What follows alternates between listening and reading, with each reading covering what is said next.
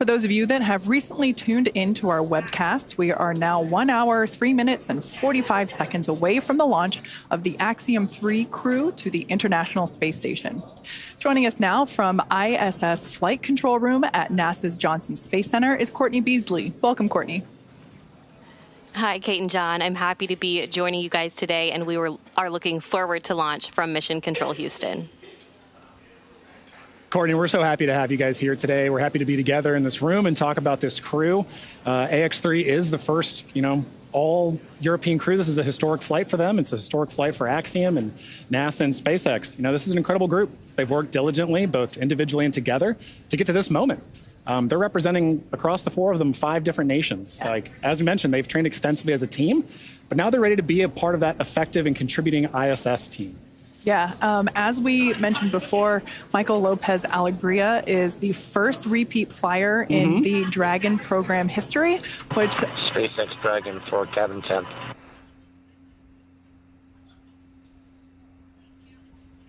Dragon SpaceX, I think that was for cabin fan. Go ahead.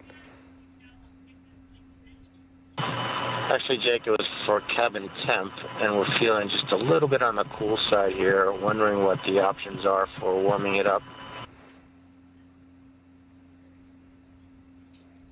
Copy. Understood. We'll take a look at it. Thank you. All right, some quick back and forth there with the crew and SpaceX Core, basically just asking to if there's any options to warm up the cabin. They're a little cool. As I was saying, MLA, our commander today, he is our first repeat flyer in the history of the Dragon program, which I guess means that we have to make a frequent flyer member club of some sort. I think you need to give him a punch card for this, and he's no stranger to Dragon, as we're going to look at now. So the voice you heard there, like Kate just mentioned, Michael López-Alegría, or MLA, who is no stranger to human spaceflight. He's actually a dual citizen of the United States and Spain, and Ax-3 marks his 6th mission to space, having completed 3 space shuttle flights and a Soyuz mission as a NASA astronaut, prior to commanding Ax-1 with Axiom Space. MLA holds the NASA record for both the total number of spacewalks and the cumulative amount of time spent conducting spacewalks. In 2020, he was inducted into the U.S. Astronaut Hall of Fame, and today, when he's not in low Earth orbit, MLA serves as Axiom Space's chief astronaut. Our pilot on today's flight, Walter Villadei, is from the Italian Air Force and is taking his inaugural trip to low Earth orbit. Villadei currently serves in the Italian Air Force and as head of the Italian Air Force's representative office in the United States. He has completed cosmonaut training as a space engineer, participated in multiple analog training. Dragon SpaceX, for a different topic, we are about to send a command to cycle the orbit tank ISO valves to equalize low flow pressure. You should hear it. How copy? Okay, we copy. We're standing by. All right, just notification there to the crew. And Dragon, I've got an update on the cabin temp, and it's not necessarily favorable. There's not much we can do at this point from the ground, especially anticipating the heating that will incur during ascent. I'd like to assess if this is something you think you can ride out for another hour here. Absolutely, Jake. Just wanted to ask, but we understand what the priority is here. Copy, Dragon. Yeah, appreciate you asking. Sorry we can't do more in this situation.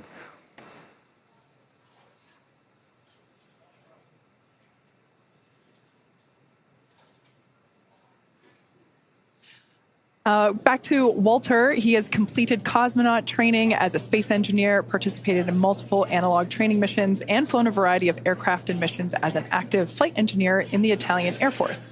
This mission is significant for Italy in that it commemorates the 100th year since the founding of the Italian Air Force. Now, our third crew member for today's mission is mission specialist Alper Gezeravcı. Through this mission, Alper becomes the first Turkish astronaut to go to space. With 15 years of experience across a myriad of aircraft for the Turkish Air Force, Gezeravcı got his start in the Air Force Academy in Istanbul, Turkey, and earned a master's degree from the U.S. Air Force Institute of Technology. He then flew as a commercial airline captain for several years before returning to duty in the Turkish Air Force. This mission also marks the 100th anniversary of the founding of the Republic of Turkey. And finally, we have mission specialist Marcus Wandt, a lieutenant colonel in the Swedish Air Force who flew 9 years as a fighter pilot and graduated from the U.S. Navy Test Pilot School at the top of his class. In November of 2022, Marcus was selected by the European Space Agency as an astronaut reserve. However, with this mission, Ax-3, he becomes the first project astronaut in ESA's history, a new designation within their ranks. In just a few short hours, he'll be only the second ESA astronaut of Swedish nationality to ever go to the International Space Station, a milestone marked in a year of jubilee as the 500th anniversary of the founding of the country of Sweden. So that is the Ax-3 crew. We are now under an hour until liftoff. We're at T-minus 58 minutes and 10 seconds, and they're going to be heading to the International Space Station.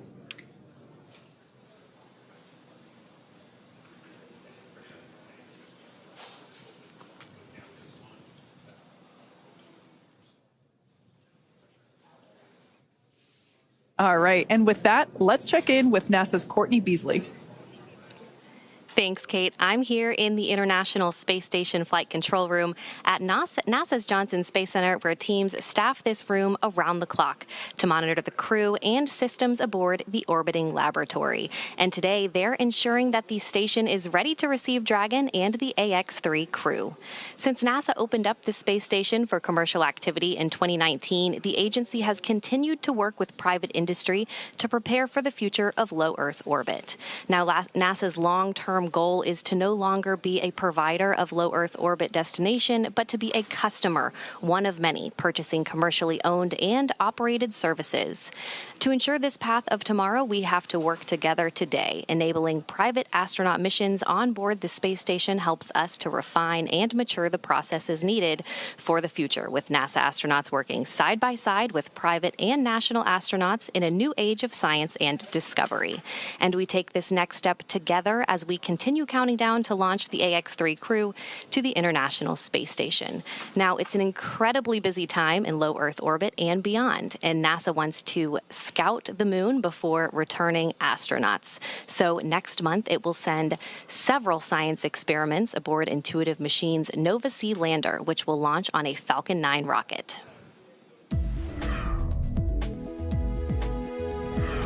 NASA is working with several American companies to deliver science and technology instruments to the moon through CLPS, the agency's Commercial Lunar Payload Services Initiative. One of the companies is Intuitive Machines, which developed and built the Nova-C lander. Nova-C has 6 NASA experiments studying things like how sunlight charges the lunar atmosphere and how dust and gas particles will be affected by the spacecraft's landing on the moon's south pole. Its arrival on the moon would be the first robotic landing for the U.S. since the end of the Apollo program in 1972. CLPS will help NASA understand the moon's environment and available resources ahead of crewed Artemis missions. The program will land the first woman and the first person of color on the lunar surface, and then eventually send astronauts to Mars. That's your Artemis Moon Minute. Nova-C is expected to touch down on the moon next month, and you can watch live coverage of the historic landing on NASA TV and NASA Plus. Now let's check back in with John and Kate in Hawthorne. Thank you so much, Courtney. You know, it's such an exciting future we have to look forward to, and it doesn't really feel that far off. You know, every day behind us, all over the country, back in Houston, there's work happening to bring about this vision. Yeah, that's right. Even as we speak, SpaceX teams are preparing for our upcoming launch of the Intuitive Machines Nova-C lunar lander, known as the IM-1 mission. This will be the first SpaceX-provided launch of NASA's Commercial Lunar Payload Services Initiative, a key part of NASA's Artemis lunar exploration efforts. And down at Starbase Texas, we're continuing to build, test, and fly Starship, the world's most powerful launch vehicle ever developed. It's a fully reusable transportation system that will transform how we access space because it's designed to carry a massive amount of cargo and large numbers of people to Earth orbit, the moon, Mars, and beyond. We completed 2 flight tests last year, one of them you see here on your screen now, and 2024 is lining up to see even more Starships take flight. We're still in the testing phase, but things like flying rapidly, full system reuse, and on-orbit refilling will be key to building and staffing a viable moon base. And right now, we're gearing up for Test Flight 3, currently targeted for sometime in February. We're also building a second Starbase launch tower, which visualization you see there, and that will further increase Starship's flight opportunities. And I love this. This is so cool looking. It's not that far off in the future. With our Starship Human Landing System, or HLS, we're part of the global team with NASA and companies including Axiom Space that will put astronauts back on the moon under the Artemis program. First, we're going to fly, and fly often on flight tests, one of which will be an uncrewed mission all the way to the moon. This will take place before the crewed Artemis 3 mission, which will be the first human expedition of the moon surface since 1972. Also in testing, our engineers are proving out all systems necessary to make a trip to the moon possible, like propulsion, life support, even the elevator that you see here that will take crew and cargo from the Starship hatch down to the lunar surface. It's literally a space elevator. That's awesome, Kate. And in addition to the launch and landing capabilities that you just mentioned, another essential component of the Artemis program is a spacesuit that is capable of executing a wide array of mission objectives. A spacesuit really is a spaceship. It's just a little smaller and in human form.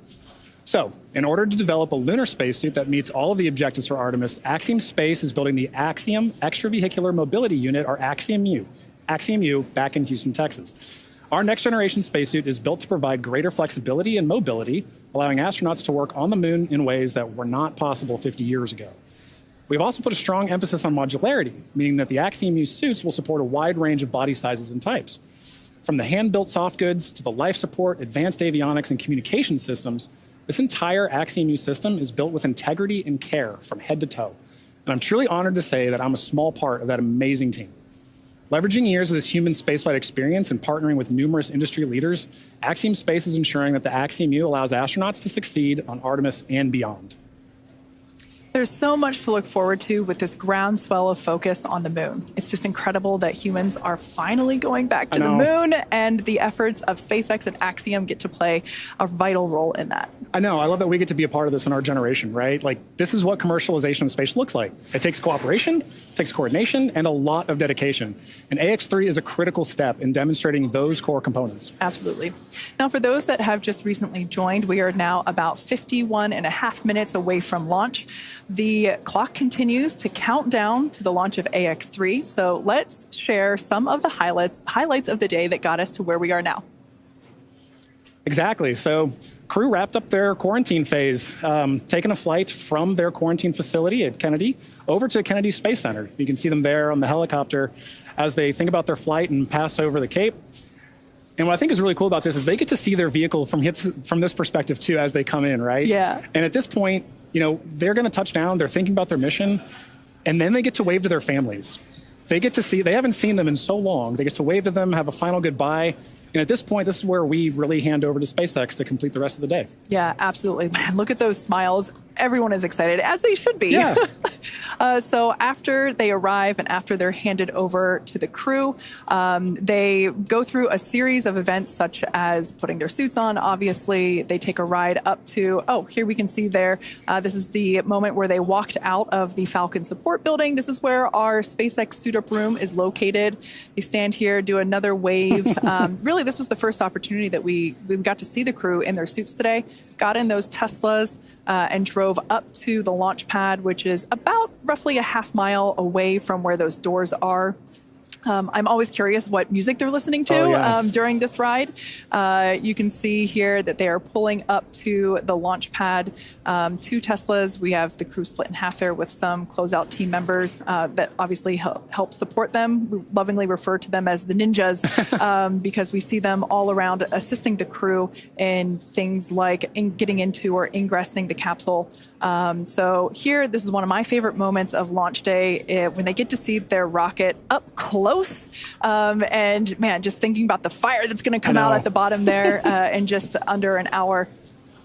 Yeah, and at this point you can see our commander and our pilot walking down, as well as Marcus and Alper to their Dragon capsule before they get in. Yeah, so at this point in time, that side hatch is closed. We had the post ingress crew briefing, and we heard great news. We heard that the weather is looking good. I think the exact words were weather is great and that everything is healthy. So both Falcon 9 and Dragon vehicles are ready to go to space, just like the crew. Excellent recap, Kate. All right, well, it's important to remember that this crew has not walked this path to flight alone. Earlier today, they waved to their friends and family before suiting up, as we just saw, but that wasn't the first round of cheers that their families had for them. To the whole crew of Axiom Mission number 3, this is the Saab flight test team that would like to wish you a safe and fantastic journey up to the International Space Station. Hello from Turkey. Have a safe space flight. Good luck. Ciao papà, buon viaggio. Siamo con te, amore. Siamo tanto orgogliosi di te, papà. Ti vogliamo bene. Ciao. Greetings, Commander Mike and Ax-3 crew from your ASTM family here in Philadelphia, Pennsylvania. Your dedication to exploration and discovery inspires us all.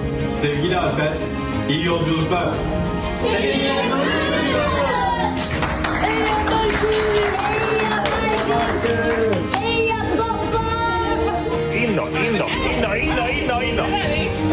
Rymden! Nej.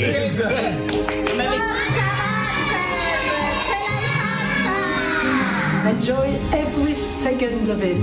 Make us dream. We're all coming with you. Yolun açık olsun Alper'im. Ed Astra. Que acuérdate de saludarnos desde allá arriba, desde alguna de las ventanitas. Y nada, aquí estaremos esperándote con los brazos abiertos para cuando vuelvas. Un besito. Congratulations, Alper. We're excited for your opportunity to go into space. Have a good and prosperous time there and get back to Earth safely. Un grande bacio. Un abbraccio dalla mia famiglia. Ciao! Un bene, zio. Ti vogliamo bene.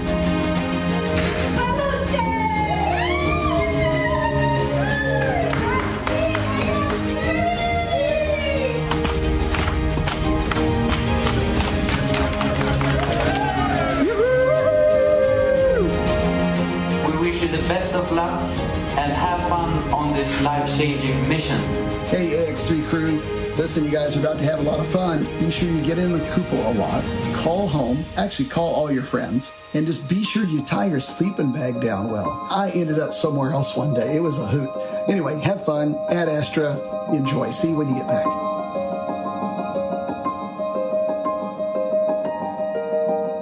Yeah, those are pretty wise words from John Schaffner there from AX2. Yeah, it's just so fun to see everybody's cheers. Space really is for everyone, including everyone that loves the people going to space. And operators on countdown. Polling is complete. Both Dragon and Falcon teams have pulled go for launch escape arm, propellant load, and launch. Stand by for abort instructions.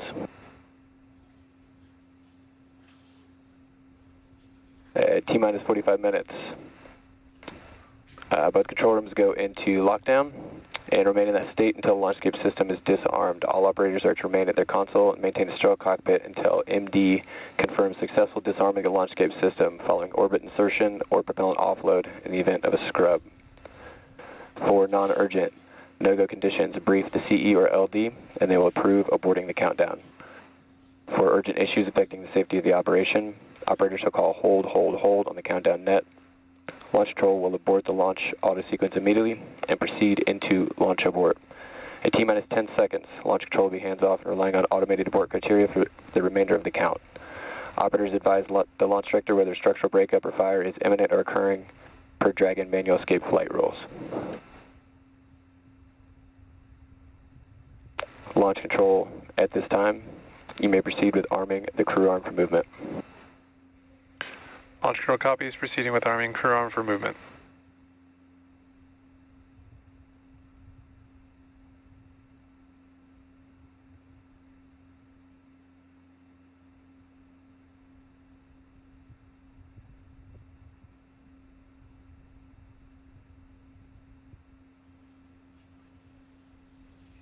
Well, there you heard it. We are go to proceed with propellant load in just under 10 minutes. Crew arm retract has started.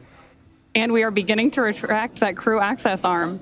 Both the Falcon 9 and Dragon are go for launch. Wow, great view of that on your screen right now. And in a moment, we should hear some additional directions from our launch director to the team. Now, of course, the crew is currently on board, again, with that great view of the crew access arm moving away from Dragon. They're at historic Launch Pad 39A. So now the range continues to be go for launch, and we're monitoring the clearance area around the launch pad, as well as air and sea space around the flight corridor. Even though we have been keeping an eye on some possible storm cells near the launch site, the conditions are predicted to be acceptable for launch. Downrange landing zones, if needed for an escape, are also go. Now, the full retraction of that crew access arm is expected to take about 2 minutes and will be followed almost immediately with the arming of the launch escape system. Crew arm retraction is complete. There is confirmation that that's complete. And with that, I'll hand it back to you, Kate. Thanks, Ronnie. As we heard, the crew access arm is now moved out of the way. It is in its launch configuration. This is one of the last physical changes to the pad that we will see prior to the liftoff of the Ax-3 crew. The next milestone that we have coming up will be arming of the launch escape system. SpaceX, with that, you are go for Section 6, close visors, and arm launch escape system. SpaceX Dragon in work. All right, so right now the crew is activating the launch escape system. They're using the tablets there, the touchscreen in front of them. This system is the first of its kind escape system. It provides the escape capability all the way to orbit. It is our SpaceX Dragon, visors closed, arming launch escape system. SpaceX copies. We take every measure possible to ensure the crew has options at all times, including an escape in the worst of scenarios. It is our most solemn duty to make sure the crew gets home to their families. And we're here now seeing like we said, the crew is activating the launch escape system. If engaged, it would utilize the Super Draco engines, which are basically extra powerful versions of the Draco engines that Draco uses while on orbit. So generally speaking, we don't want to activate the Super Dracos, but they're there in case if necessary. So launch escape system arming is now underway. But let's talk a little bit about the control rooms that we are operating. Launch escape system is verified armed.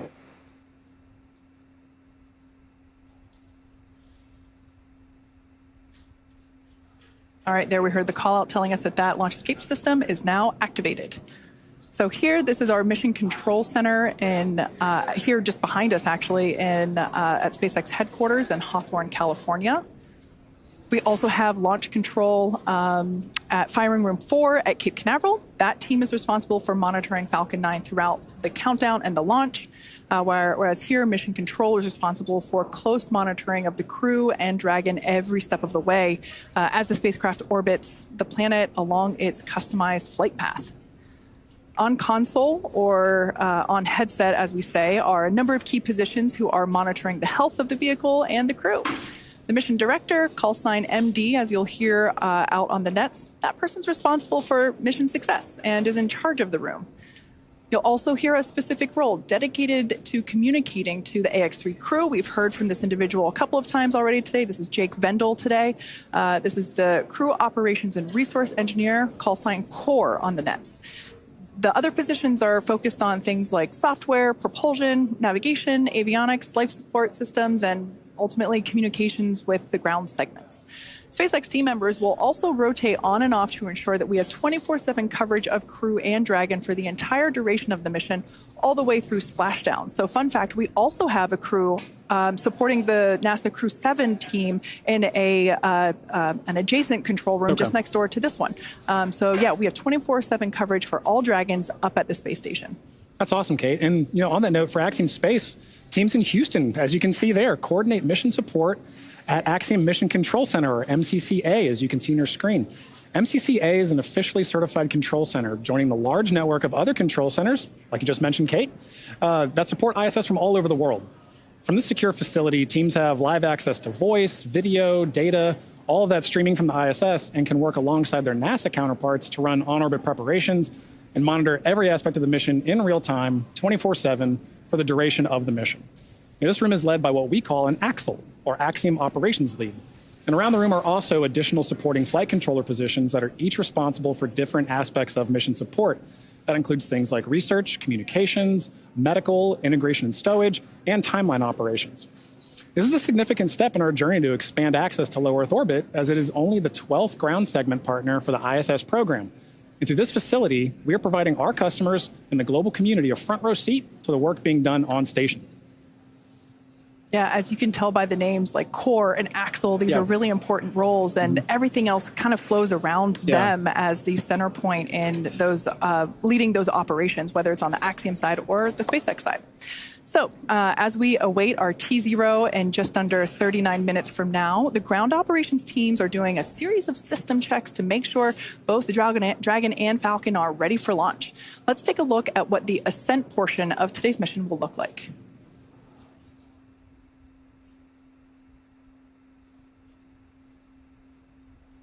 Once we hit T-0, we'll watch Falcon 9 and Dragon lift off from historic Launch Pad 39A, which you have a great view of right now, and begin to make their ascent. At about 43 seconds into flight, Falcon 9's engines will throttle down to help us pass through the period of maximum dynamic pressure on the rocket, or what we typically refer to as max Q. It's worth noting that once we hit max Q, the vehicle will be going supersonic, or faster than the speed of sound. Once we are through the period of maximum dynamic pressure, we can throttle up our Merlin engines again. From there, at about 2.5 minutes into flight, we have a series of 3 events that happen in rapid succession. First is MECO, or main engine cutoff. This is where all 9 Merlin engines shut off in preparation for stage separation. Stage separation is where the first stage detaches from the second stage, with the first stage making its way back to Earth for landing as the second stage continues on its journey with the third event. That's second engine start 1, or SES1, where the Merlin vacuum engine on board stage 2. Expect loud venting from the vehicle in 30 seconds. Where the engine on stage 2 lights up and propels the second stage, along with our Ax-3 crew and Dragon, into orbit. As stage 2 heads towards its targeted drop-off orbit, stage 1 will execute 3 burns in order to make its way back to Earth. The first is the boost back burn, where 3 of the Merlin 1D engines will reignite and shut down. This heads the first stage back to Cape Canaveral. The second burn, or the entry burn, helps slow the stage down in preparation. Falcon 9 tanks are venting for the startup propellant load. Second burn, or entry burn, helps to slow the stage down in preparation for that entry back into the Earth's atmosphere. And about 90 seconds after Dragon gets into orbit, Falcon 9 will land back on Earth. The landing burn will bring the vehicle speed down rapidly in order to land back on land near the launch site about 8 minutes into the mission. And while that first stage is heading back to Earth, the second stage will cut off its Merlin engine that was ignited right after stage separation. Once this happens, we'll wait for confirmation of a good orbital insertion. Then, Dragon will begin preparations to separate from the second stage. About 3 minutes after the second stage reaches orbit, we should have a great view of Dragon with its 4-person crew drifting away from stage 2. Once Dragon is a short distance away, it will begin checking out its Draco maneuvering thrusters to make sure Dragon continues to increase separation distance from the second stage. The nose cone deploy sequence will initiate just before T plus 12 minutes and then finish around T plus 15 minutes. This will expose Dragon's docking mechanism in advance of its arrival at the International Space Station. For us, these Dragon missions are important for safely flying astronauts so they can conduct scientific research and other activities in space, but also because they are laying the foundation for the future where more people from more countries all around the world will have an opportunity to travel to space, whether it's low Earth orbit, the moon, Mars, or beyond. In the history of human spaceflight, less than 700 people have ever been to orbit. At SpaceX, we want to help create a future where not just hundreds of people, but thousands and ultimately millions of people can travel off Earth to live and work in space and on other planets. Last year, we flew 6 Dragon missions. This year, we could launch up to 8 missions, including 5 or 6 human spaceflight missions, and that's only going... Propellant load has started. All right, right now we just heard the call that Falcon 9 has begun loading its propellants, liquid oxygen, and RP-1 rocket-grade kerosene, so good news there. As I was saying, this year that could include 5 or 6 human spaceflight missions, and that's only going to increase in the future. Thus far, we've only launched crew missions from Launch Complex 39A, which is what you see on your screen now. However, to support our growing manifest of Dragon missions, we've recently made some new upgrades to our other Florida launch pad, Space Launch Complex 40, which you see there with a brand new crew access arm being lifted. We're on our way to having 2 launch pads capable of supporting human spaceflight missions, meaning we'll have more opportunities to fly people on Dragon to orbit. If you're interested in helping us advance the future of human spaceflight and potentially fly on a future Dragon mission, check out spacex.com/human spaceflight to learn more.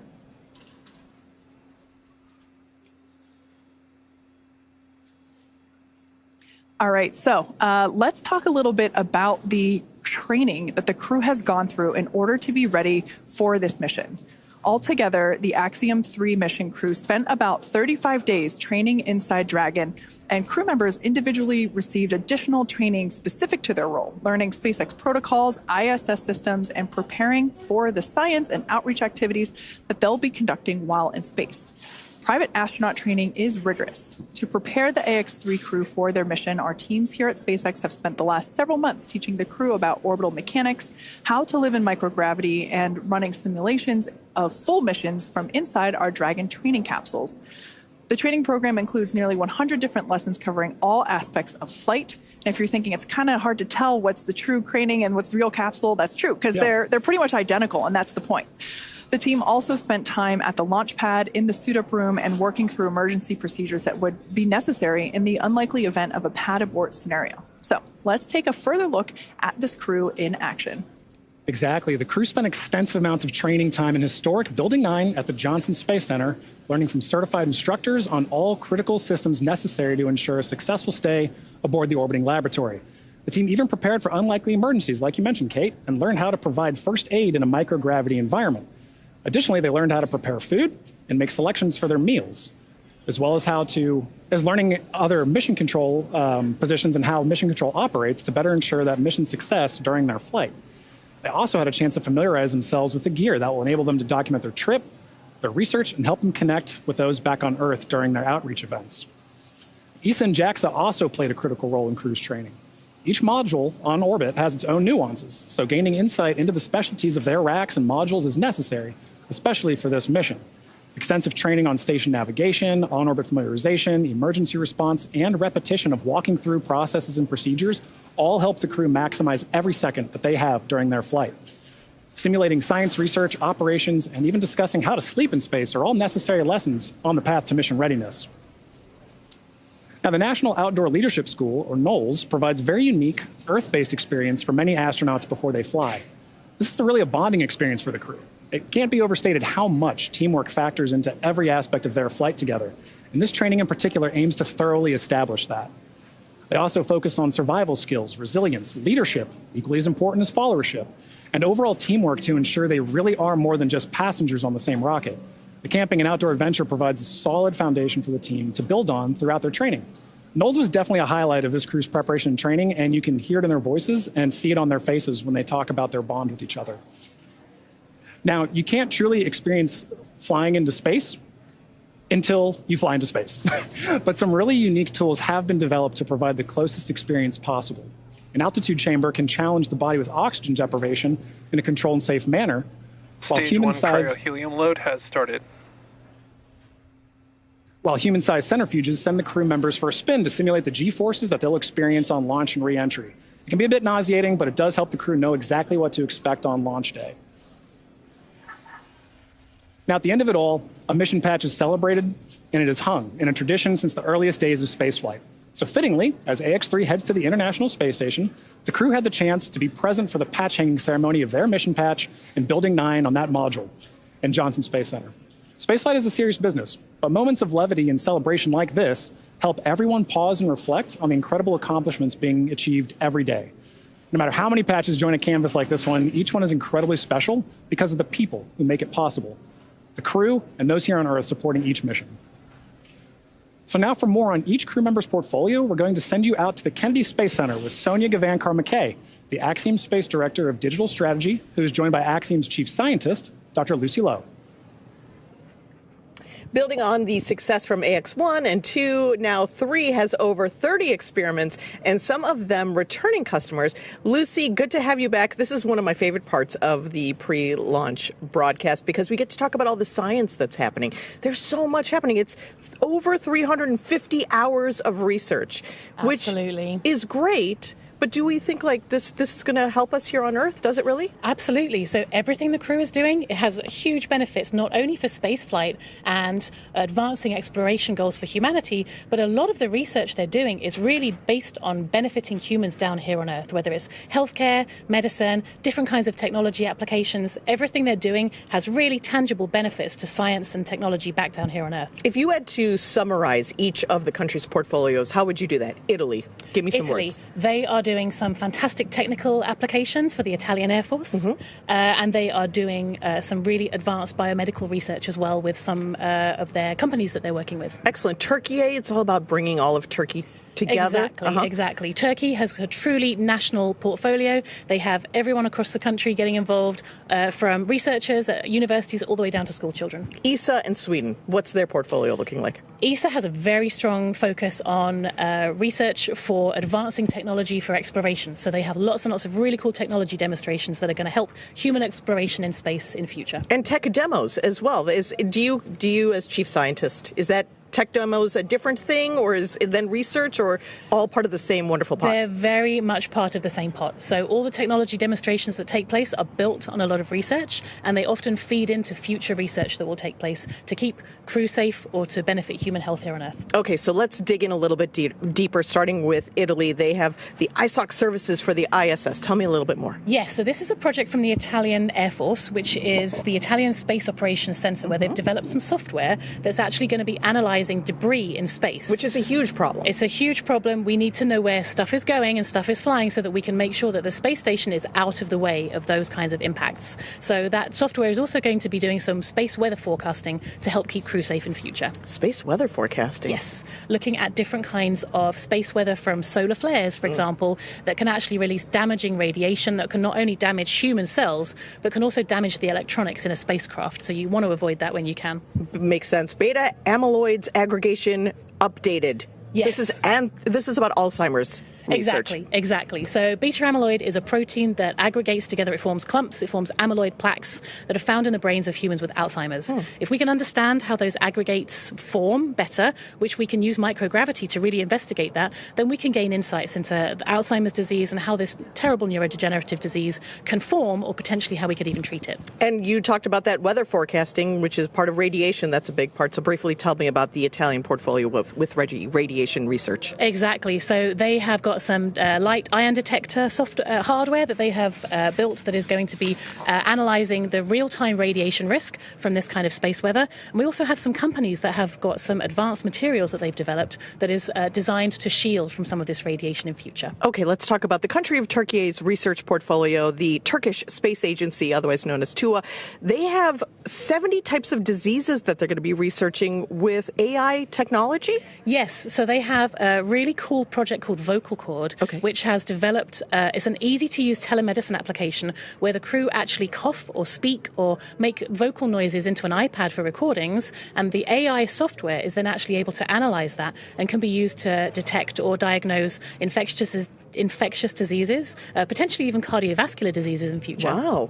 Very cool. Partnerships are a big deal with Axiom Space. All of these countries are partners with us, and Turkey is working with JAXA on one of their research projects. Tell me about that one. Exactly. So they're working on a very cool project using the JAXA's electromagnetic levitating facility, where they are melting and then re-solidifying some metal alloys in a way that the metal alloy floats in space. Wow. So which helps us understand more about the molecular structure of these alloys and helps us understand more about materials research that we can then take that knowledge and apply that to industry back down here on Earth. And ESA in Sweden, looking way into the future. Their research is focused on humans in long-term space situations. Tell me about their research projects. Exactly. So one of their projects is called Orbital Architecture, which is a really fun one. They're investigating what the effect of the very busy and crowded environment of the International Space Station is, not only on crew cognitive function, but also on the crew's stress responses and also their neural responses. So yes, as you can see, that the ISS is very, very busy up there. We were talking about that. It seems very crowded. It's very crowded. So this investigation is going to be understanding in different parts of the space station. For example, if you look out the window, if your stress response goes down, do you then perform better in space? And how can we then apply those technologies not only for future spaceflight, but also for engineering and building design back down here on Earth? There's also a great one on Simon. Now, my question is, Simon, is it more like HAL or TARS? So it's a bit more like TARS because I'm a big fan of The Martian. But so Simon is the crew interactive mobile companion. Here he is flying through space. So this is an AI-guided tool that is free flying on station that can help crew with tasks while they're up there. So it's actually going to be helping Marcus do a physical sciences investigation for ESA while he's up on station. Awesome. Thank you so much, Lucy. And I look forward to hearing about the post-experience and post-mission research findings. Thank you so much. Always fascinating. Back to you all at Hawthorne. John, how's it going out there? It's going great, Sonia. Thank you very much for that. You know, hearing all that different research really kind of cements how important and unique each mission is, right? Each mission has its own suite of research. It has its own crew that makes up that mission. And mission patches really are a way of showing that symbolism and showing how unique that is, right? So they end up everywhere. There's one in that Dragon capsule. There's a few in that Dragon capsule now, I think, right? Oh, yeah. But they end up in white rooms. They end up on orbit. They end up on laptops and notebooks. It's a very big deal for crew to be central in helping design this patch because it's such a lasting mark of their dedication and hard work. And the Ax-3 crew has put their mark on spaceflight history with the Ax-3 mission patch. All 4 astronauts are highlighted by their names, a star, and unique graphics for each nation that they represent. With the commander, Michael López-Alegría, holding dual citizenship, 5 national flags mark the top edge. The destination, the International Space Station, is the anchoring element in the middle. And interesting to note, the ISS resembles pilots' wings. So it should be no surprise, given that all 4 members are indeed pilots. Along the bottom of the patch, we see the mission's motto, the phrase plus ultra, in Latin meaning further beyond. So together, all of this builds on the mission's theme of exploration and its slogan, exploring further without borders. Yeah, like you said, they do end up everywhere. My personal favorite place is there inside the capsule. There's 2 patches in there, one from the Crew 4 mission and one, of course, from the AX-2 mission, which also took this capsule to space. So I think it's safe to say that we're going to be flying so much that we are going to potentially run out of space for patches. You put them on the back of the seats, maybe? Yeah.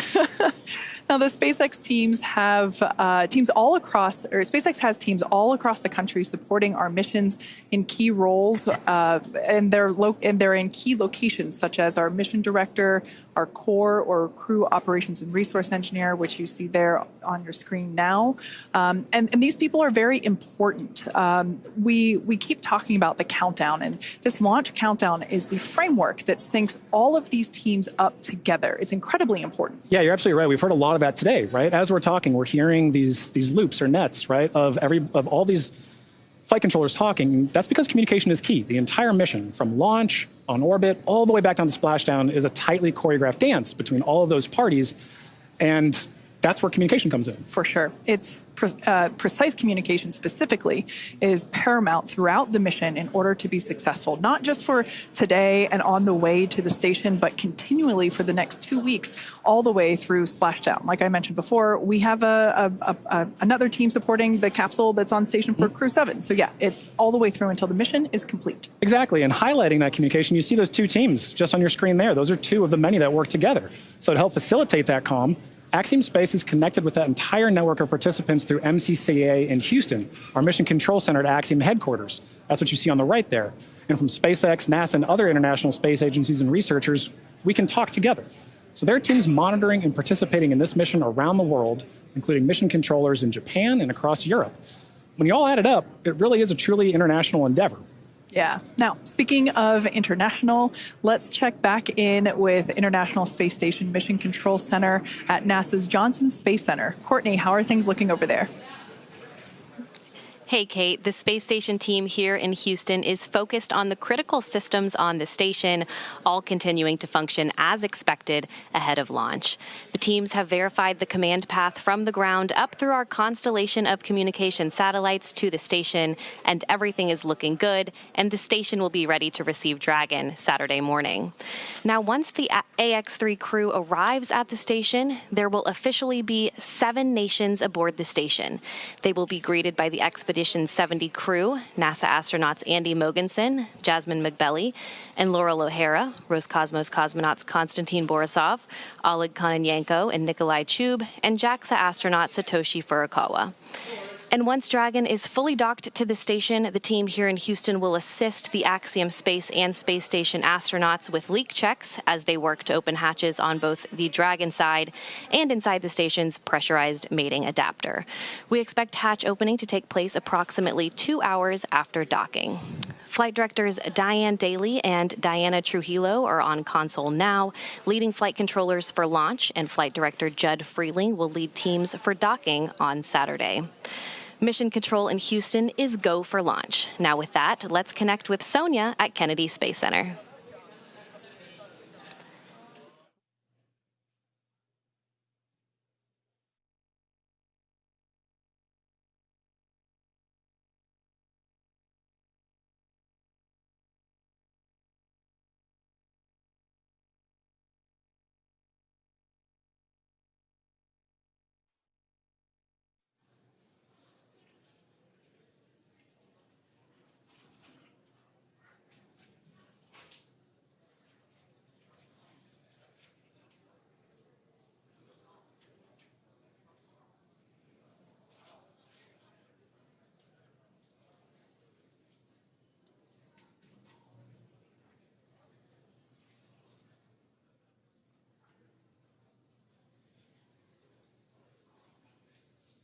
All right, for those of you that have recently tuned in, we are now within 20 minutes until the launch of Ax-3 to the International Space Station. Officially, T-minus 18 minutes on the dot.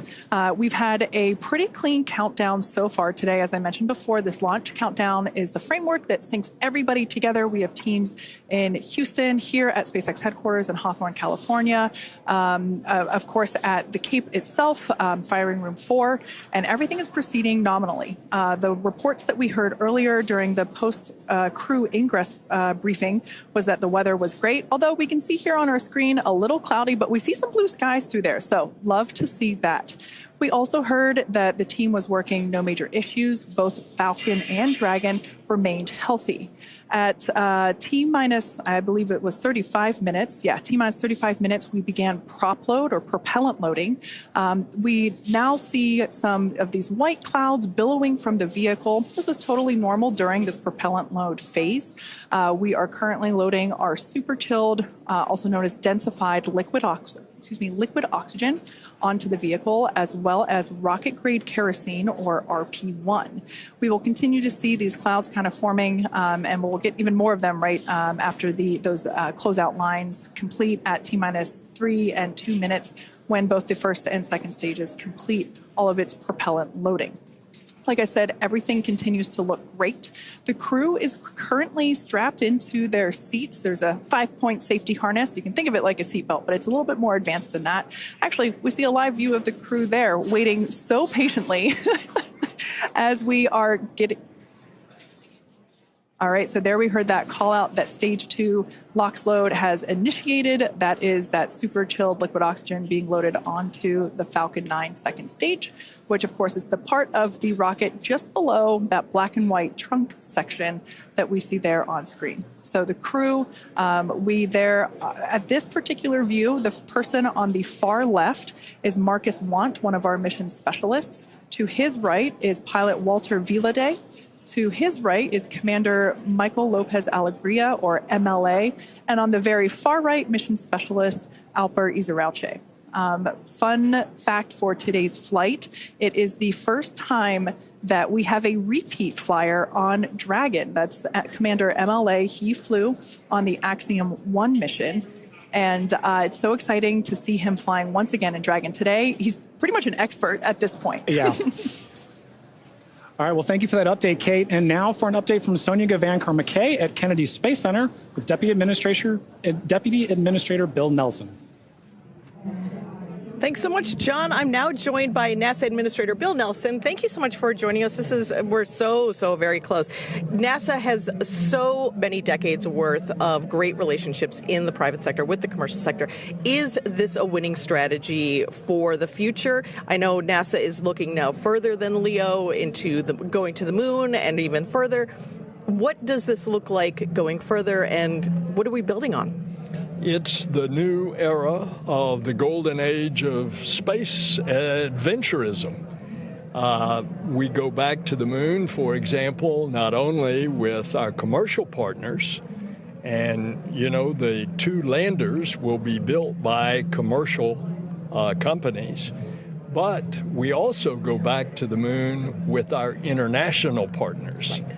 And that's quite a difference from a half century ago when we first went to the moon. And that's the way that our space flight is in low Earth orbit as well. Look at the international cooperation on the space station. Look at now the commercial operation on the space station as evidenced by this flight here today. This moment really is that culmination of that international partnership, private, commercial, all of these things building on each other. How important is this for NASA to develop these commercial partnerships and across varying fields? I mean, Axiom Space, of course, building the Axiom Station. We're working on the suits that'll be worn on the moon by the Artemis crew.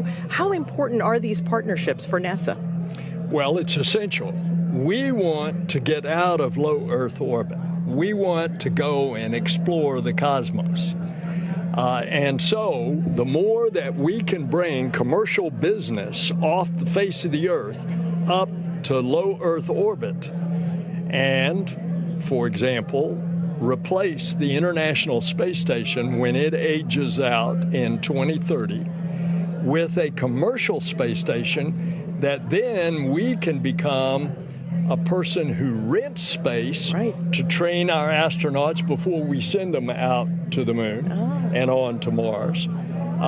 Or the business aspect, pharmaceutical research, pharmaceutical production, all kinds of different research utilizing the properties of microgravity in space. So you're seeing the Axiom Station as an expansion of the area that is available to do this work, and this dynamic shift between NASA and organizations like Axiom Space really offers something new to the landscape. This really is the next golden age, isn't it?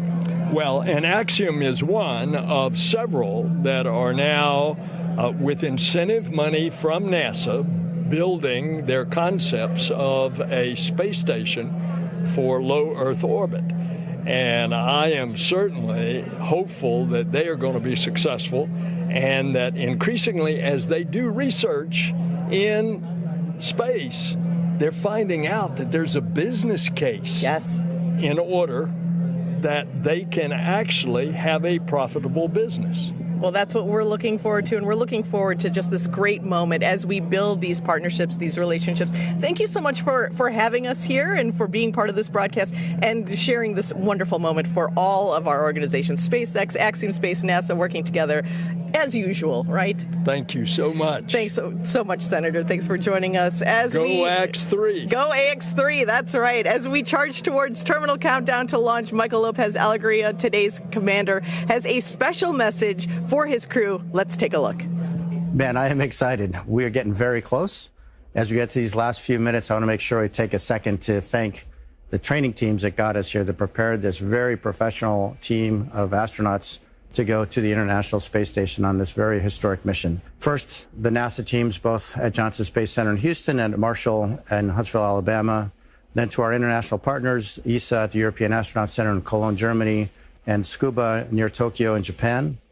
And the Axiom team, whose help really was important when it got down to training for all the payloads that we'll be doing, over 30 experiments, as I think you've heard. So we're excited and very thankful to all those guys. But last but not least, to the folks in whose very capable hands we find ourselves right now, that's SpaceX. Thanks to everybody. Without you, we couldn't have been here. Now let's go do it.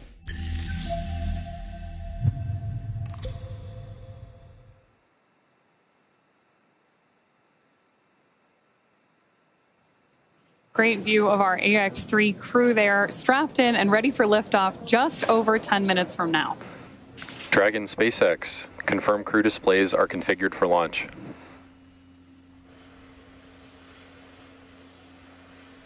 SpaceX Dragon, the displays are so configured, and do you mind if I say a few words here, Jake? MLA, I do not mind at all. You've got the floor. So first I want to thank our partners who had the vision and the conviction to help Axiom open access to humans to low Earth orbit, and they are the Italian Air Force and its various ministries of its government, the Space Technologies Research Institutes of Turkey, TÜBİTAK, and the Turkish Space Agency and its ministry, as well as the Swedish National Space Agency in tandem with ESA. And I also want to thank the team. If you're listening to this through an earpiece sitting in Hangar X and Launch Control or in Hawthorne and Mission Control, you're on the team. And the same is true of people who'll be sitting at those consoles and consoles just like them, and Mission Control in Houston and the Payload Operations and Integration Center in Huntsville. Same is true for all the trainers that helped us get where we are today with the crew ready to launch. And of course, the engineers, technicians, managers, and executives who, over decades, designed, assembled, and are now operating the most complex vehicle in the world that we have the privilege to go visit. Same is true for the visionaries who conceived and developed this amazing rocket that we're sitting on and the beautiful and capable capsule that we're sitting in. And if you're in the Rescue Ops Center, you guys are on the team. And of course, so are our friends and families who have given us their love and support from the very first step of this journey. And last but not least, the team at Axiom Space, the people who have poured their blood, sweat, and tears into this. To the four of us that are lucky enough to man the good ship Freedom at this point, are humbled to be on the team. We're grateful to our teammates, and we are go for launch. Plus ultra. Copy all, Mike. As we just ticked through T-minus 8 minutes, I'll let you know you've got a whole bunch of people rooting for you here and indeed all over the world. Godspeed, Axiom 3.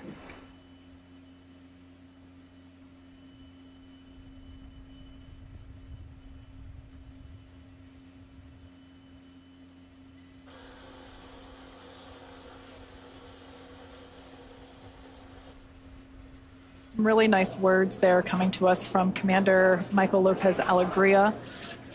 We are now approaching 7 minutes until liftoff of the Ax-3 crew. The next event that we'll hear is that Stage 1 engine chill has begun. Engine chill has started. And just on time, that call out tells us that we are now flowing a little bit of the super chilled liquid oxygen through the engines, through those turbo pumps to help bring the temperature down of that hardware. This helps us to reduce any chance of thermal shock whenever the full flow of that super chilled liquid oxygen flows into the engines.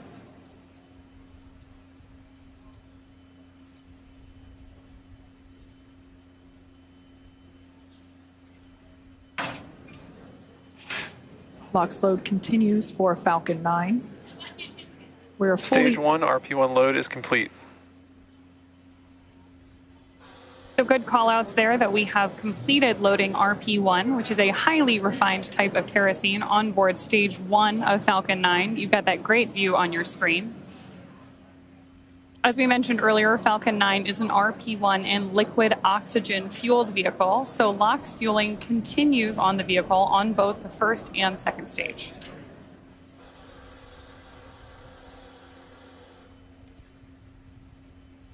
Blue skies there at the launch site. We're launching out of pad 39A at Kennedy Space Center. We are 60% go for those weather conditions, which we're always keeping an eye on around the Florida airspace. Next event that we have coming up is the terminal count for Dragon. This involves a couple of things, but primarily just means that Dragon will be transitioning to internal power. Great view there of the Dragon capsule, as well as the Dragon trunk, which is the unpressurized section just below the pressurized section, which of course is where we have the crew sitting. Propellant remains underway. We are completely loaded with all of our RP-1, that rocket-grade kerosene. We're still underway. Falcon 9 tanks are pressing for strong back retract. Dragon is in configure for terminal count. So like Kate mentioned, we are heading into terminal count, and Falcon 9 is ready for that configuration. We also just heard the call out that the Falcon 9 tanks are pressurized for strong back retraction. The strong back is that white structure you see to the right of the vehicle right now. That's used not only to connect the vehicle's umbilicals, but also as a structural support system. The strong back is retracting? Up until it begins to retract, which we just heard the call out for here. That's the mechanism we use both to move the rocket out to the launch side and pull it into its vertical orientation ahead of launch. We'll keep an eye on it as it retracts slightly here on your screen. We'll be able to see those clamp arms begin to open. And there they are now. And then that strong back will retract a couple degrees away. It will retract even further upon ignition of the engines to clear the way for Falcon 9's ascent.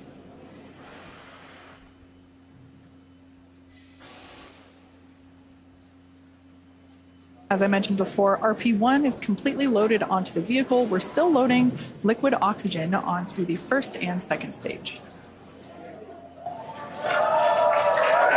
And obviously some happy cheers as the crowd is growing outside of Mission Control Hawthorne, as you see there on your screen.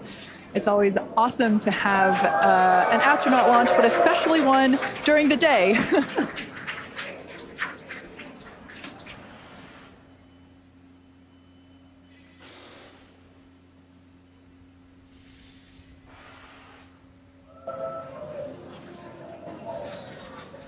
Stage 1 LOX load is complete.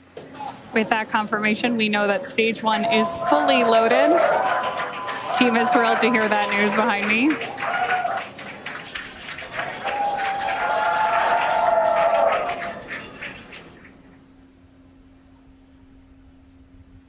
At liftoff, stage 1 combined between that RP-1. Dragon is in terminal count and is on internal power. There is confirmation that Dragon is on internal power and headed into the final minutes of our countdown.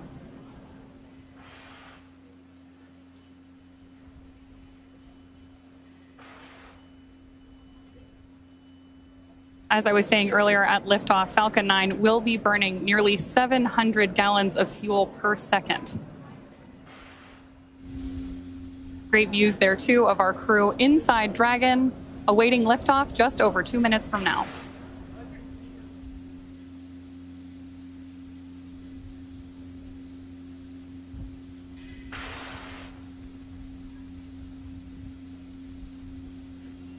We're now standing by for completion of LOX load on the second stage. Just topping off. And there's that call out. And more cheers from our crowd here at Hawthorne, California. Dragon is in auto idle. Confirmation there that Dragon is in auto idle. Wow, great view of 39A on your screen right there as we head toward launch. Gas close unstarted. Expect loud venting. Call out to our crew there that loud venting is expected.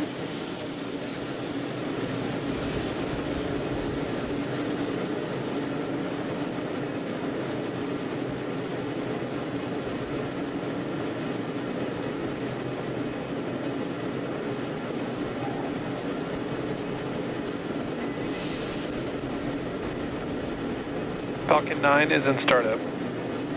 There's that Dragon is in countdown. Confirmation that Falcon 9 is in startup and Dragon is in countdown, which means that the vehicles are now controlling the final seconds as we lead up to liftoff. Dragon, SpaceX, go for launch. And there's confirmation from our flight director. Go for launch. We are go for launch. T-minus 30 seconds.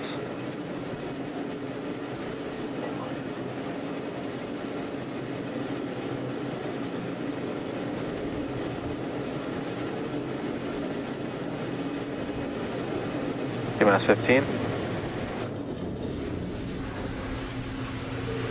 10, 9, 8, 7, 6, 5, 4, 3, 2, 1.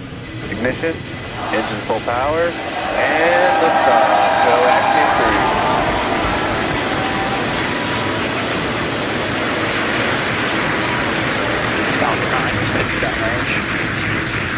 Further beyond, opening the door for more to follow. Godspeed, Ax-3. Stage 1 propulsion is nominal.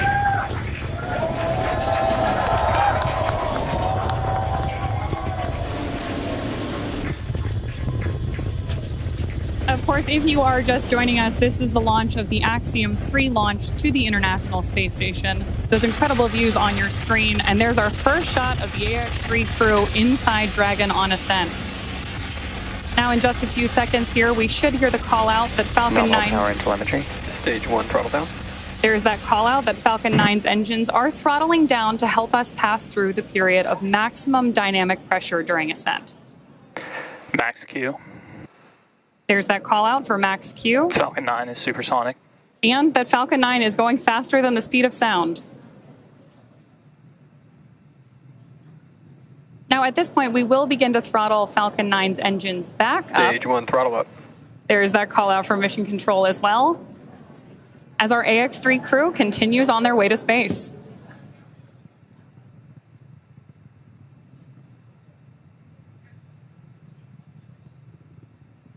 We're now T plus 1 minute and 32 seconds into flight. The next event we have is MVAC chill, similar to what... MVAC chill underway. There's that call telling us that, again, we're flowing a little bit of that super chilled liquid oxygen. Stage 1 Bravo. Copy 1 Bravo. That call there was one of the abort mode callouts that the crew is calling out as they are making their ascent on Falcon 9. Now, we're less than 30 seconds or a few seconds away from 4 events that will happen in rapid succession. Main engine cutoff, or MECO, as it's there on the bottom of your screen, stage separation, ignition of the first stage engine, and the first stage's boost back burn.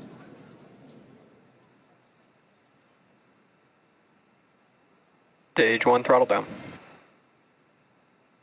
That call telling us that the engines are beginning to throttle down. MECO. Stage separation confirmed. SpaceX Dragon 2 Alpha. Some loud cheers here as we can see that the Stage 1 boost back startup. first and second stages have separated. A beautiful view there. The brighter light is the second stage under power of the MVAC engine. That first stage booster is now heading back toward the Florida coast. One thing I love about daylight launches is we're going to get some amazing views. We should be able to see the Space Coast come back into view as the first stage gets closer and closer to landing zone 1.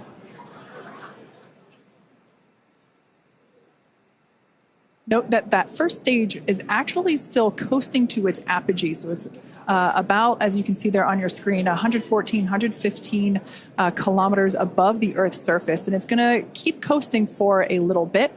Beautiful view there on the right-hand side of your screen of that MVAC engine. Boost back shut down. All right, that boost back burn has concluded on the first stage. Everything looks nominal with the second stage trajectory. Everything also looking good. Dragon SpaceX trajectory nominal.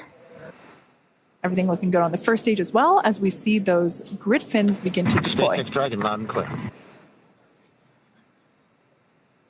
Now, the next 2 major events we're tracking for the first stage, which right now is on the left-hand side of your screen, is going to be the entry burn at about T plus 6.5 minutes, where we'll light 3 of Falcon 9's first stage engines, followed shortly thereafter by the landing burn at T plus 7 minutes and 32 seconds, which will be a single engine burn to bring us back to landing zone 1 at Kennedy Space Center. Great view there of our crew on board. And you can, of course, always keep an eye on their telemetry down in the bottom corner of your screen.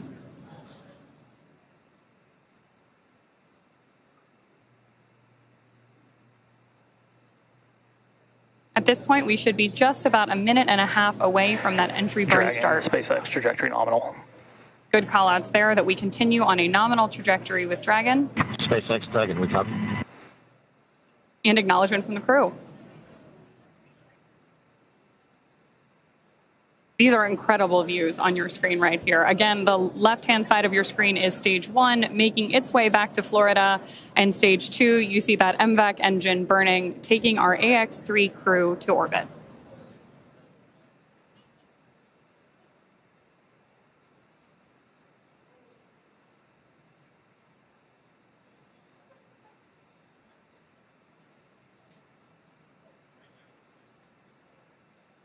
That entry burn we're waiting on here is going to be a relatively quick burn, and what we're doing with our first stage is effectively scrubbing off some of that velocity as we come in for landing.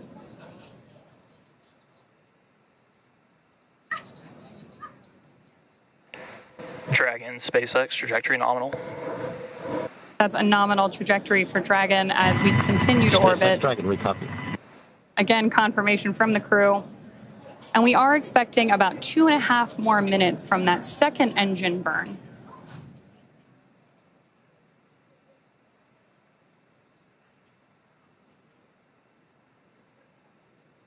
Stage 1 entry burn startup.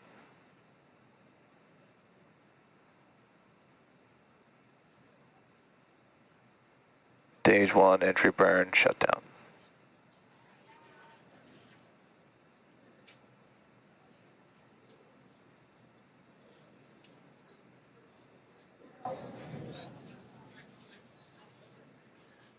As we heard the call out, that entry burn has concluded. The next burn will be the landing burn. As I mentioned before, we're heading back to landing zone 1. We're going to come through the clouds right now. Dragon, SpaceX, trajectory nominal. Everything continues to look nominal for SpaceX Dragon, we copy. For the second stage there on the right-hand side of your screen. These views really are breathtaking. Such clear, crisp views of both the first stage on the left and the second stage on the right. Right through with these clouds should be our first view. Once again, there it is. Just like magic, we see landing zone 1. Crowds cheering here at SpaceX Mission Control Hawthorne as we tune in to see if we stick the landing.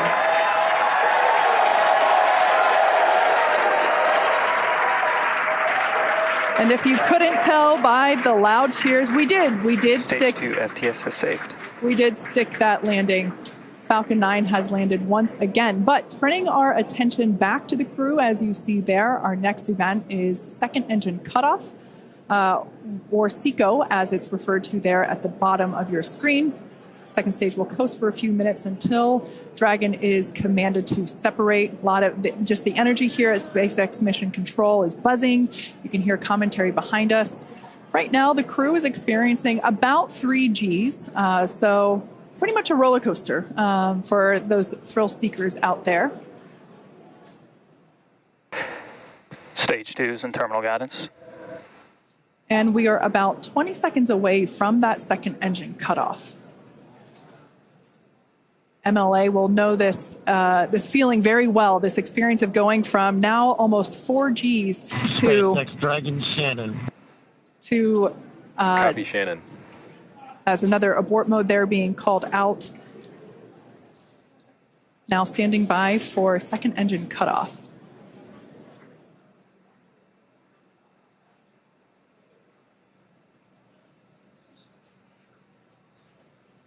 MVAC shutdown.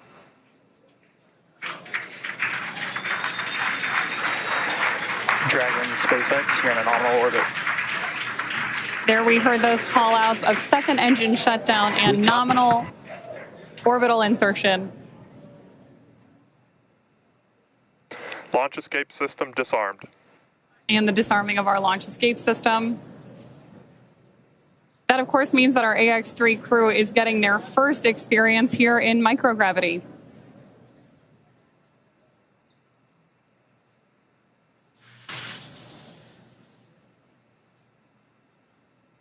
Right now, Dragon is performing a series of onboard checks to ensure that we're ready to begin actuating those Draco maneuvering thrusters on board the vehicle.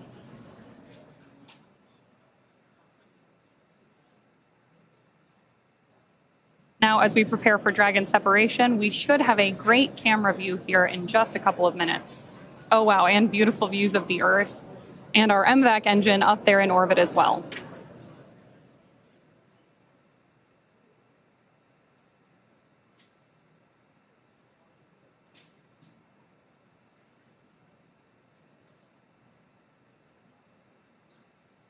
Views there as we await that separation.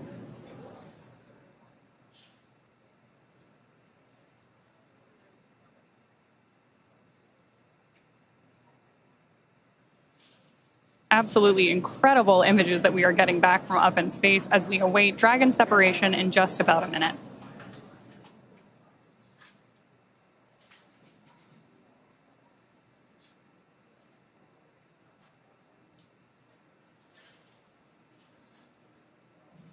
More views there of our Ax-3 crew on board Dragon.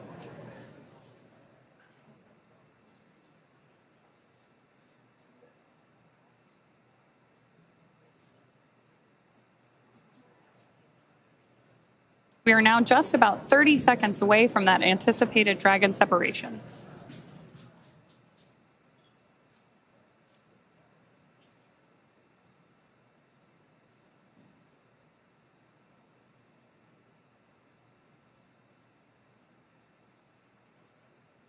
Starting to see the crew there play a little bit with the fact that they are operating in microgravity.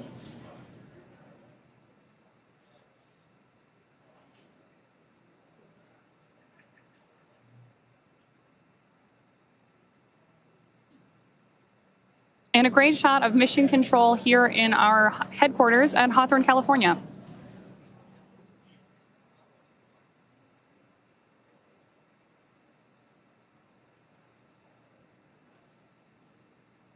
This camera view here is taking a look at Dragon. What we're waiting for is nose cone deployment, among other things, which, as Kate mentioned earlier, there we go. Dragon separation confirmed. As you can see, Dragon has separated from the second stage. A pretty cool view here looking up at the heat shield that will return the Ax-3 crew back to Earth in just about 2 weeks. So this is our first view of Ax-3 flying free.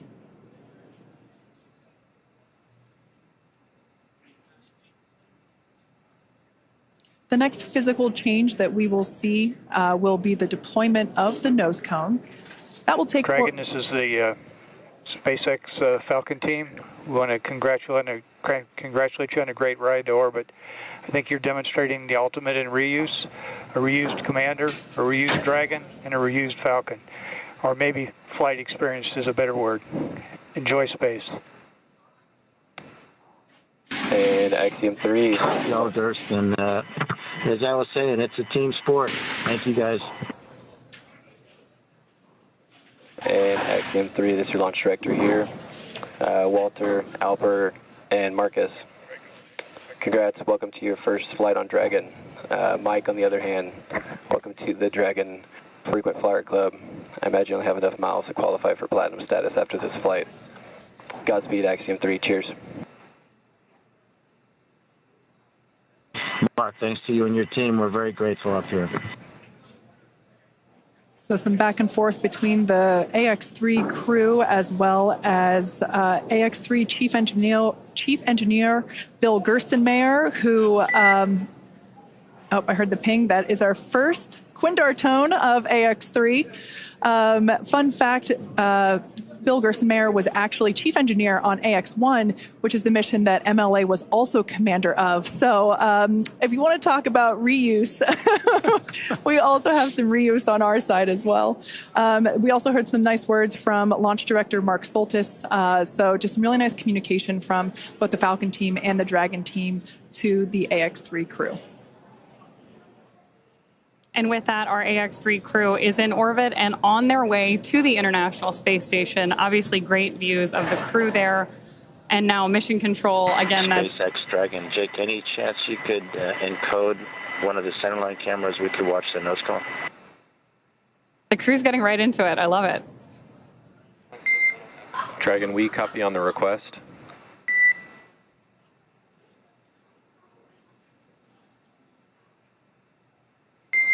And Dragon, we expect that will automatically happen in the state machine here imminently.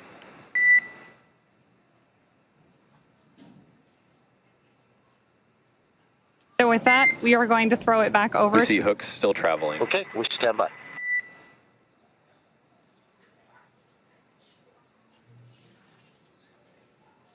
Great views there of our crew, again, on their way to the International Space Station. And already getting right down to the business of operating Dragon.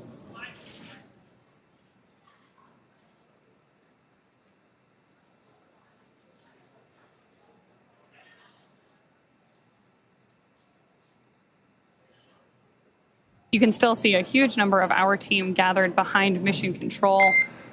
Dragon SpaceX, we see nominal dehumidifier activation and service section Draco checkouts. And confirmation that we're getting nominal checkouts of those Draco thrusters on board Dragon. Copy, check. And for your awareness, we have visors open, crew are well, feeling well. Copy, great news.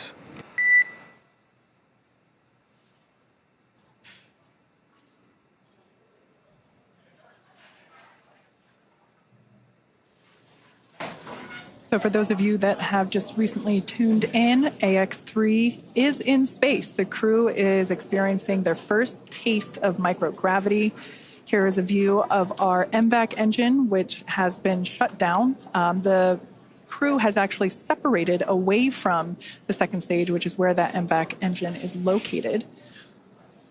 We are standing by for nose cone deployment. This takes a few minutes to complete, as there are 2 sets of hooks that need to be opened independently of each other. By deploying the nose cone, we are able to expose the docking mechanism, which is, of course, what the crew will utilize, what Dragon will utilize to autonomously dock with the International Space Station.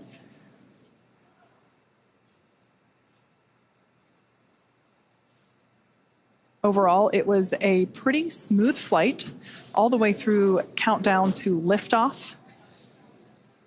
We're now approaching 17 and a half minutes into flight.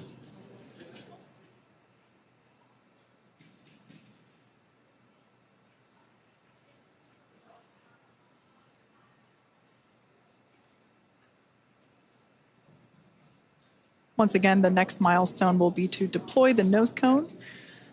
This is basically the last physical change that Dragon will undergo in order to begin its journey. Well, not really begin, it's already on the way, but in order to be ready for its approach to the International Space Station.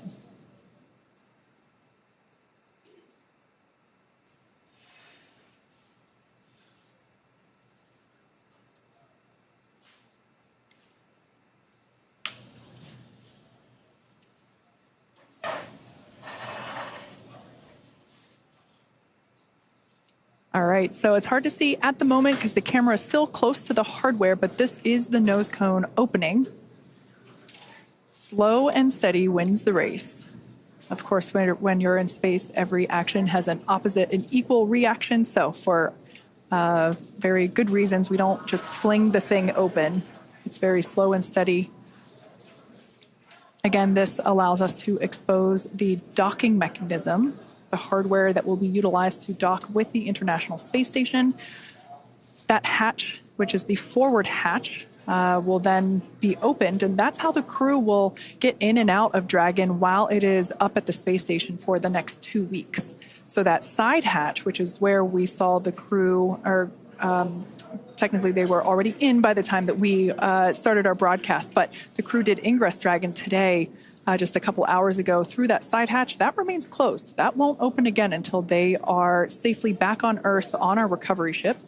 So this nose cone that we see here slowly being opened is basically opening the first part of a multi-system door for them to get in and out of the International Space Station. I mentioned before that docking is autonomous. That means that Dragon does the steering itself. Our pilot, Walter Villadei, has the training and the capability to take control if necessary. But nominally speaking, Dragon flies on autopilot. It does the thinking and the calculation itself, which at the end of the day is ultimately much safer than human steering, as there's more. Humans are prone to error because we are human. So that's a live view there of SpaceX Mission Control Center here at SpaceX headquarters in Hawthorne, California. It is in the middle of our workday, so of course, many folks have returned to their positions, their desks, their job, and they are continuing to do what we do best, and that's build spacecraft and rockets and send people to space, just like we have done today. So with that, let's check in over with Courtney, who is standing by at the ISS Mission Control Center in Houston. Courtney, how are things looking over there? It's over to you. Hey, Kate, everything is great. What a beautiful launch today. And with today's successful launch of Ax-3, the teams at NASA's Johnson Space Center will be monitoring Dragon's flight to the International Space Station over the next 36 hours. NASA's role in this journey really kicks in at a period called Integrated Operations, where Dragon is much closer to the station. At this point, NASA, SpaceX, and Axiom Space teams are all in lockstep to get the crew safely docked. The teams here are preparing for a docking of Ax-3 to the station on Saturday morning.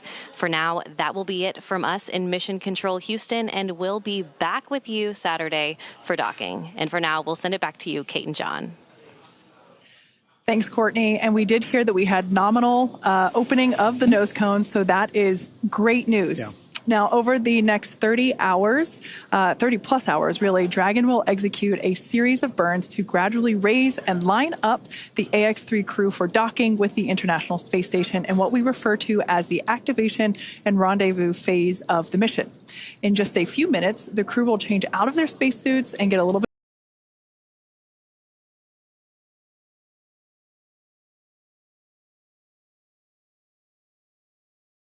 have a rest period that will last for about 8 hours.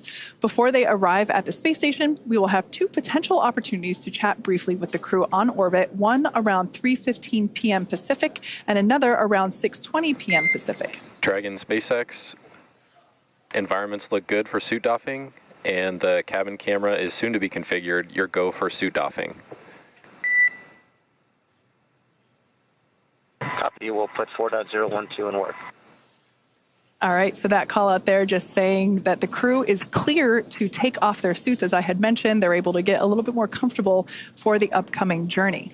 Now, we were talking about some on-orbit opportunities to chat with the crew. While we are hopeful that one of those opportunities will work out, neither opportunity is guaranteed, as they are, unfortunately, dependent on both crew schedule and ground station coverage. However, if we are able to support, we'll make an announcement on our social media channels no later than 15 minutes before the event start time.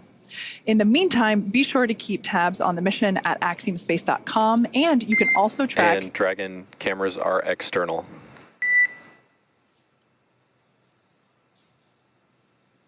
You can also track Dragon's flight on spacex.com/launches. Right, like you mentioned, Kate, even if we aren't able to talk live with the crew, we will continue to provide updates on the mission across our social media channels. And then, as Dragon and the Ax-3 crew approach the International Space Station early on the morning of January 20th, we will pick back up with our live joint coverage of the Ax-3 crew's docking to station with NASA. So please keep an eye on Axiom and SpaceX social channels for updates.